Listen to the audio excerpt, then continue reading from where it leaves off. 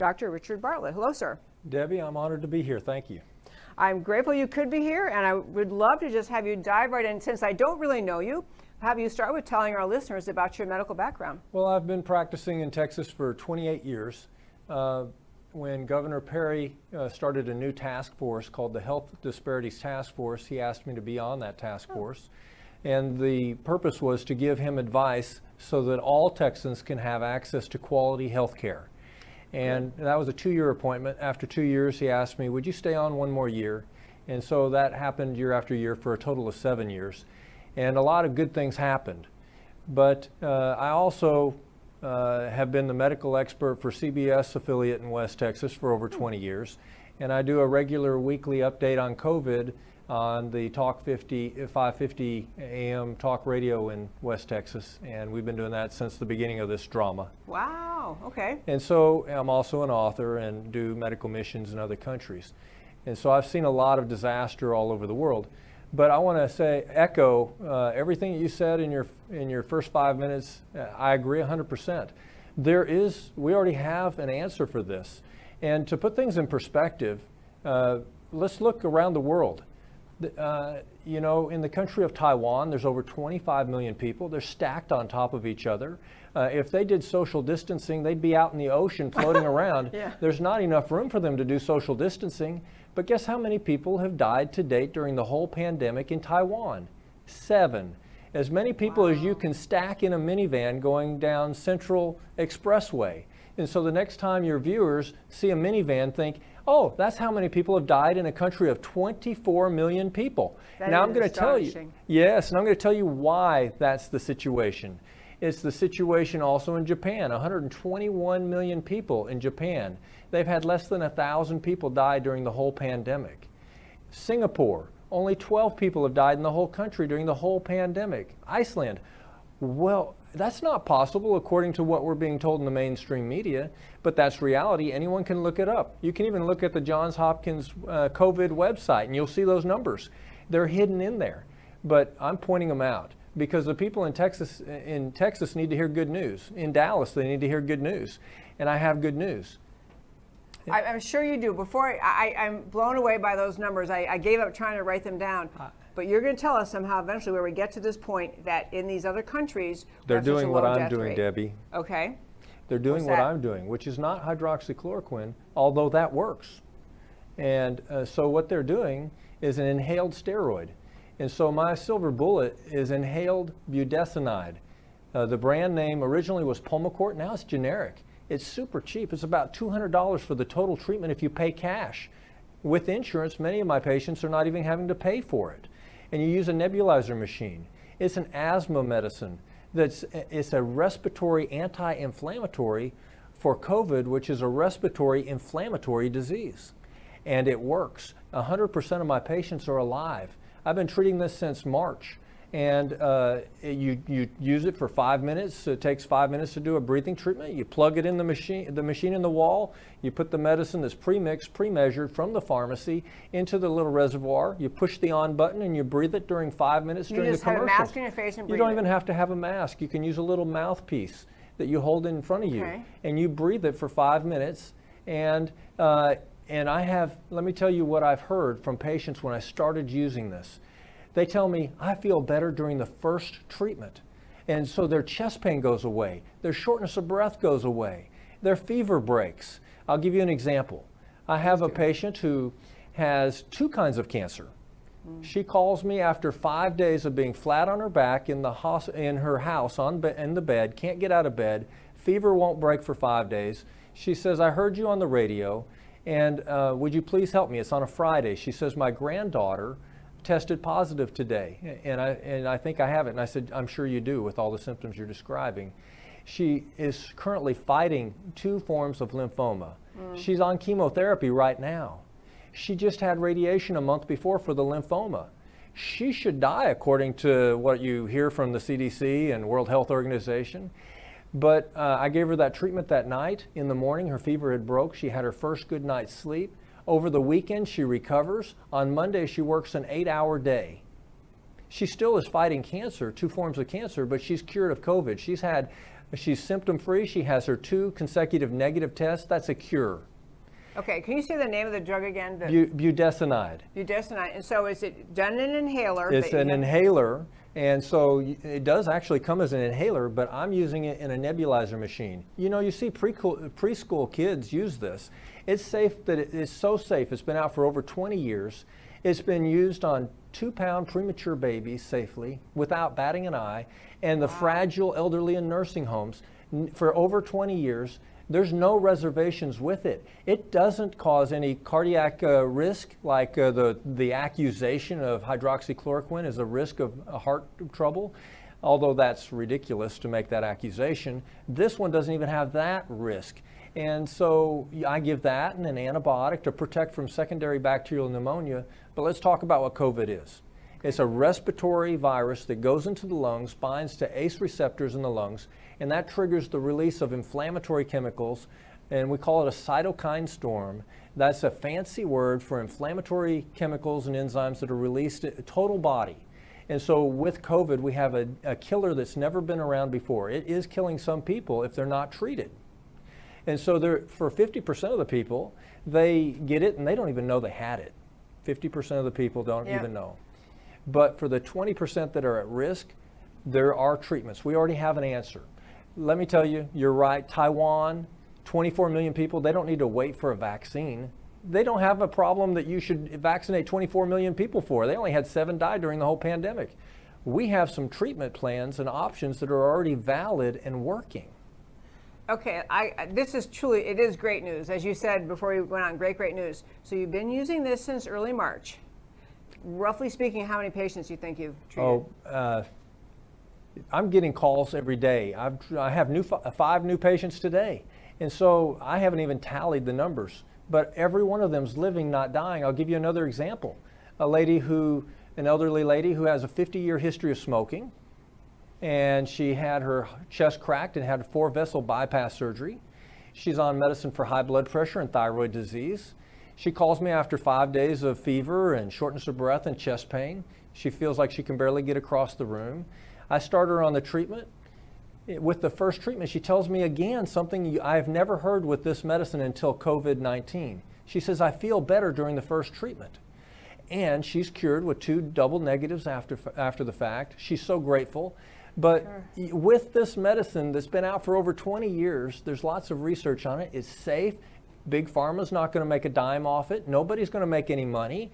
It's $200 for the total treatment versus the experimental antiviral that you have to be put in the hospital and then be a part of an experiment to get that costs over $3,100 just for the medicine. And then you pay for $15,000 at least to be in the hospital during that time, unless you go to the ICU, and then you'll get $30,000 or $40,000 bill on top of being sick. So this is a medication you prescribed before COVID ever came along for other patients for asthma? For asthma prevention. You know, there's 25 million people in America that have asthma.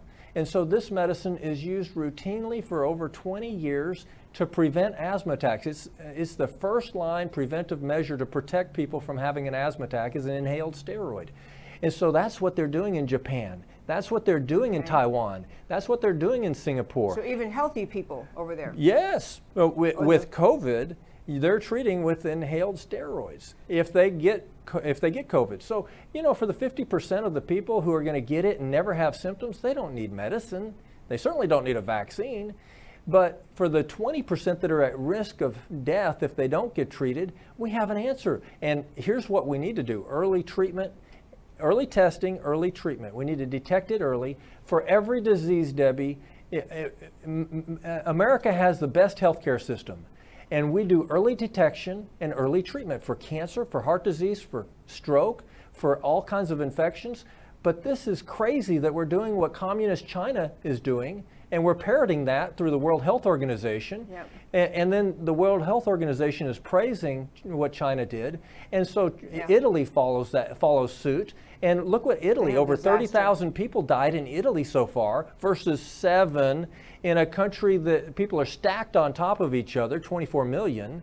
And so I'm telling you, they came upon the same solution that I came upon independently. I started treating this in March, and it works. Okay, one of the things, so I know you've used it before, which is great. So when you realized that COVID-19 was having such a disastrous thing in America, did you read someone else who advised you to try this? This was you realized this might work. I was in March, I was working a 48-hour shift in the emergency room. And I was distraught. Quite honestly, I was distraught. I'm a Christian. And so I was praying throughout that 48-hour shift. I'd see patient after patient. And I was thinking, God, what am I going to do if someone comes in here with COVID and they're dying? They're going to trust me to do the right thing for them, and I don't have an answer. President Trump mentioned hydroxychloroquine, and then that got shot down immediately. And so I was praying. I laid down for a cat nap between patients. I woke up convinced that God had given me a winning strategy. And you know what? A week later, I had to try it out on my first 2 patients, and for every patient, it's working. It's what Japan has stumbled on. And what Taiwan has stumbled on, an inhaled steroid. They're using a different one than I'm using. The one I'm using, I think, is better. Inhaled budesonide with a nebulizer treatment. I'm also giving an antibiotic that'll cover walking pneumonia and other pneumonias called clarithromycin. And I also give zinc because that interferes with virus multiplication. But the silver bullet is inhaled steroids. And the reason I use inhaled instead of IV is because if you give a steroid IV or as a shot in the muscle that goes total body through the bloodstream, or as pills that goes total body, every time you're turning down the immune system, the ability to fight infection. Every time you're dialing down the ability to heal. But if you use it as a targeted source, it's like one of my sons is a firefighter. If you target, they shoot the fire extinguisher at the source of the fire, at the base of the fire, and all the flames go out. This is like targeting the source of the inflammatory chemicals at the source, and all the fiery flames of inflammation are put out at the source with a nebulizer treatment. The reason I'm using a nebulizer is if you use an inhaler, 90% of the medicine never gets to where you need it. Research shows that. Oh, okay. But a nebulizer works. Okay, so I'm thrilled. This is a fabulous, fabulous news. So what is the reason, first of all, you're aware of this, I know, that there's great pushing in this country. It seems to just hold off, stay home, wait for the vaccine. When you discover something like this, what do you do as a doctor when you've discovered a new treatment? How do you let other doctors know? How do you let the government know? Debbie, I'm doing everything I can. That's why I stayed here an extra day so I could be on the news with you, so we can let the good people of Dallas know that we have solutions to this problem already. And last Friday, I got a call from Ted Cruz's office. He's heard about it. Okay, so he reached out to me. And so his chief of staff and another member called me, and we had a 30-minute call. I've written a paper about this. We cite 51 articles that are tried and true from established journals, well recognized journals, supporting what we're doing. And so we have sent that unpublished paper to Senator Cruz's office already. So he's responsible for the information he has now, and now everybody knows he has it. Yes, they do. But also, I expect next week, I understand that President Trump will also have my unpublished paper. We're of course going to publish it, but why wait 6 months till it gets published? Let me tell you something else, Debbie. This inhaled budesonide against COVID is currently being studied by the NIH now. Their study will be will be out in October. They somehow, I don't know if they heard what I was doing, but their study will be over in October. But it's set up for failure at the start. And let me tell you how. Early detection and early treatment. That's common sense. That's the American healthcare system. Sure. What we're getting is what communist China has forced on the whole world. Don't wait until you're a breath away from death. Wait till the house is burned 2/3 down and then seek help. This is what NIH is doing, you're saying? This is what the CDC is telling us to do, and every authority is telling us don't seek help unless if you got mild to moderate symptoms. Wait till you have severe symptoms. I'm getting calls from people who go to the ER because they feel bad, and they're sent home with a positive test saying take Tylenol and tough it out at home.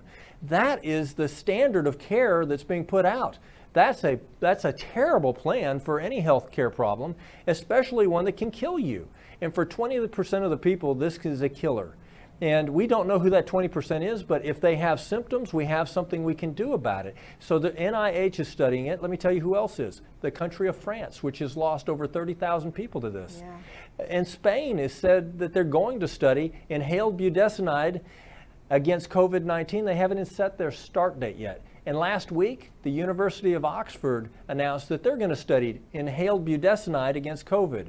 Whether they set the study up for failure, like I feel like the NIH has done, where they're going to wait until someone. The criteria by the NIH is you have to have pneumonia and be in the ICU and be on a ventilator before they'll even give you this. Okay, I want to jump in. So this treatment you're describing, when NIH is somewhere aware that you've been using it and have had success with patients, and that you're ascribing the same success in these other countries you've mentioned. So why would the NIH, recognize what you're claiming, why would they test it by waiting until someone who's severely ill in the hospital? What is the reason not to test it in the way that you have been, which is early on first symptoms? Why are we doing anything that we're doing right now, Debbie? That's not a good question. I'm just saying, what they did in Italy was social distancing, wear a mask, shut down everything. How did that work? Let's talk about what works, which is what I'm doing, which is what they're doing in Japan and Singapore and Taiwan, and that's early detection. It's good that we're doing mass testing now. I'm telling you, at the ER that I am associated with, they're doing testing now. They didn't have the ability to do the testing in March. We couldn't. We were scrambling to try to find where we could even send people to get tested in March. The reason the numbers are going up is that we're having 100 times the amount of tests being done right now. And that's a good thing. It's a good thing. Yeah. That's what they're doing in those countries. The early detection. Hey, we do that we don't wait. I've actually done biopsies on people who had abnormal mammograms, and during the biopsy, I've removed the whole cancer, and the person was cured with early detection. We don't say, wait till you got stage 4 cancer and then seek help. We don't do that with any other disease. I don't know why this is being forced on us, but it's un-American. And as far as our American... It's cruel to people. People are dying. That's pretty cool. And beyond that, it's crazy right now that if you get COVID, you get put in the hospital, your family can't be there to be your advocate. Yeah. I can't tell you how many times I've, as a doctor, have had loved ones in the hospital and they hang something. My daughter was pregnant. They hang something. I say, what are you giving her? It's half in her already. And they tell me, and I said, that's not for her, and it's for the room next door. You don't have an advocate in the room with you. Here, Dr. Bartlett. Well, I'm telling you the truth. A family member in the room is an advocate that you are not allowed to have right now. And if you'll look at what's going on right now, if we wanted to go with science, a scientific fact by definition is observable and reproducible. Yeah. And so when I started hearing people say, I feel better with inhaled budesonide, that was something that I'd never heard before. I observed it, and it's reproducible. But the decisions that are made that are being forced on us, for 20 years, we'd see there's an epidemic in China, and we'd see them rolling with people walking in the streets with masks. It wasn't working for them then.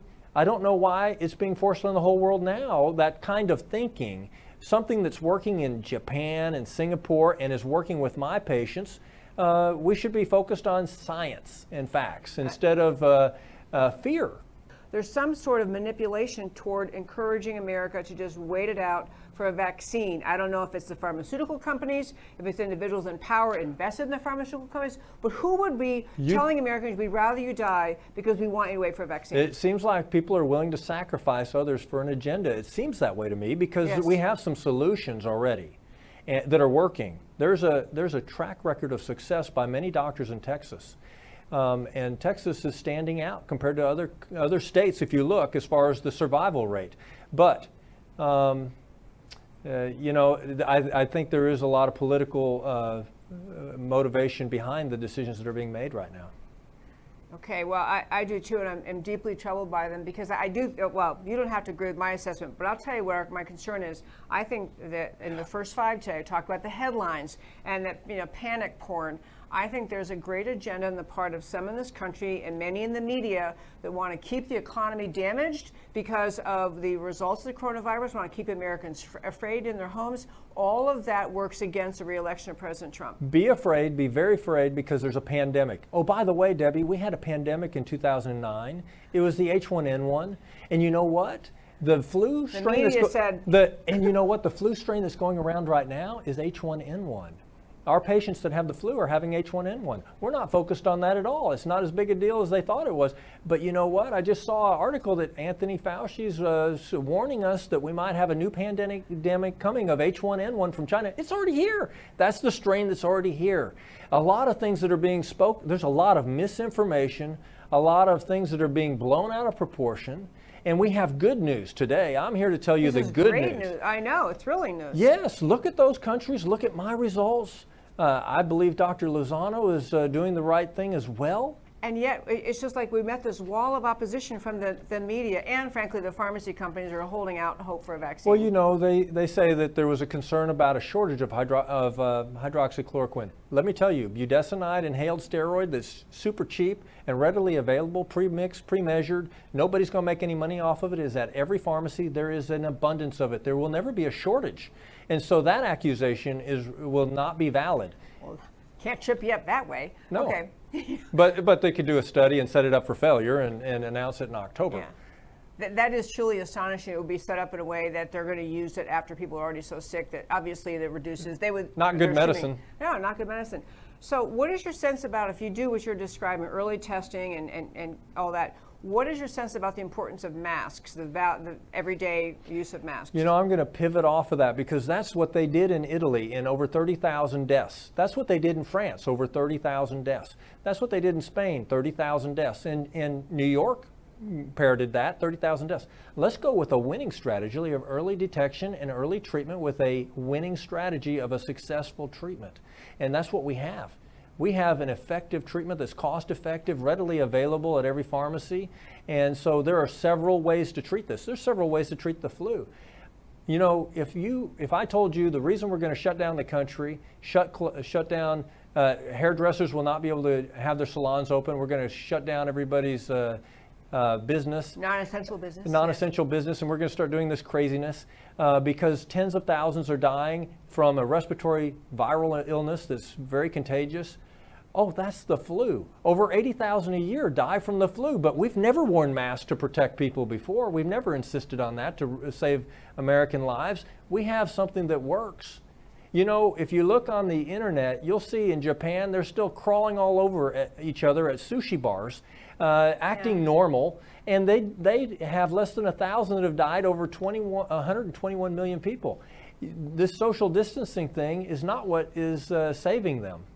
That was my next question on social distancing, because there have been many people challenging masks and social distancing, really from a political perspective, of feeling there's just too much control coming out of the government based on a health problem, and with penalties, actual penalties for business owners and personal people's lives, and the whole surrender of our economy, the people losing businesses.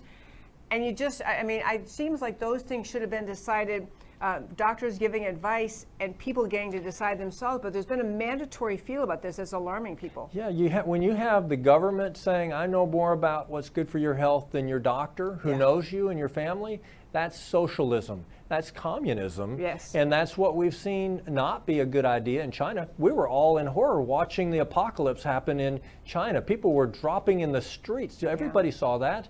And then we saw it, the wave spread across Italy to France, to Spain, and then to our country. And the strategy they were using is the same strategy they're still recommending, and now fining people possibly for not wearing a mask and social distancing. That strategy didn't work in any of those places, but we have some winning strategies that are working in other parts of the world, and that I'm also, that's now being studied and about to be studied by the University of Oxford and the country of Spain. We should go with the winning strategies.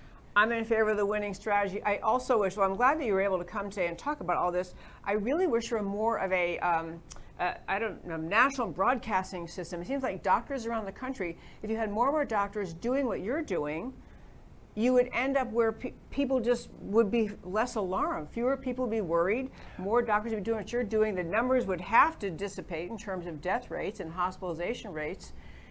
And that just seems like the most obvious thing. So I know you said you went to, you're hoping to have President Trump see this.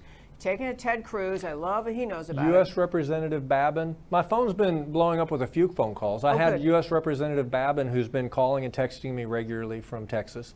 And I got a call the other day. I went to Texas Tech, and at Texas Tech, I went to the undergraduate, got my degree in medical technology in the first class of medical technology there, where we grow viruses and bacteria and we study that and we do the testing. And then I went to medical school there. And then I did my surgery residency there. So I'm a Texas Techer. So my phone blows up and a guy calls me and he says, "This is Kent Hance." Wow, he was the chancellor of Texas Tech, and I'm stuttering and fumbling to talk to him. I can't believe can I call you Richard? Yes, sir. And so he knows about this treatment. So I'm letting you know who knows about this, and we'll see what happens with it. But Kent Hance knows, Representative Babin knows, Ted Cruz has a paper. I believe it'll get to President Trump. I know there's a Star Parker who is with the White House, and she has my information. So we'll see who does something with this. Okay. Star Parker of CURE, of the Center for Urban... No. Star Parker with the government has a connection with the administration. Well, she was on my show on Tuesday. That's kind of funny. Okay, interesting. Well, anyway, yes. Okay, so let me ask you this. So if we are describing were to be nationally adopted, so we had testing, our country would be wide open again. Well, the other question is, would there be a need for a vaccine then? No. And is there a need for a vaccine right now with the same pandemic in Taiwan and Japan, in Singapore and Iceland? Iceland's only had 10 die during this whole pandemic. That's a big, 7 in Taiwan. That's a minivan going down Central Expressway. When you see a minivan, everybody that's died in a country of over 24 million. They don't need... And closely, a densely packed country. Right. And so let's talk about the vaccine for a second, Debbie. Yeah. This is information people need to know. This is a rapidly mutating virus. In Iceland, they broke it down, the DNA of the virus, and they found 243 mutations already. And that was in April. But that's all right. We have an answer for it. There's several ways to treat this. I'm not scared of COVID anymore.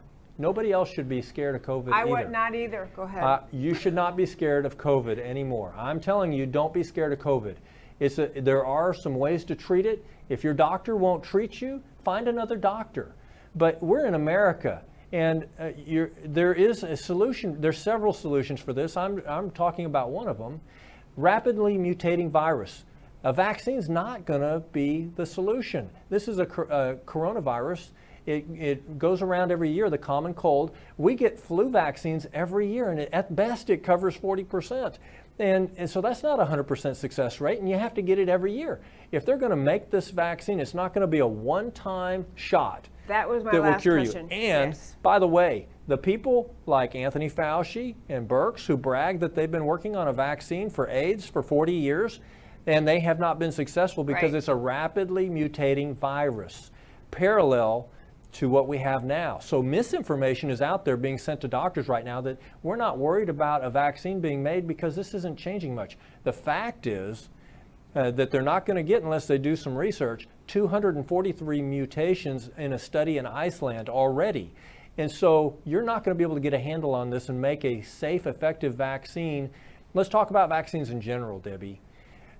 When they had the race for the polio vaccine, Polio, An American Story, is a book that's out in 2005. The author was our keynote speaker for the Texas Medical Association, and he explained that thousands died from the vaccine, and tens of thousands were paralyzed or debilitated from the vaccine.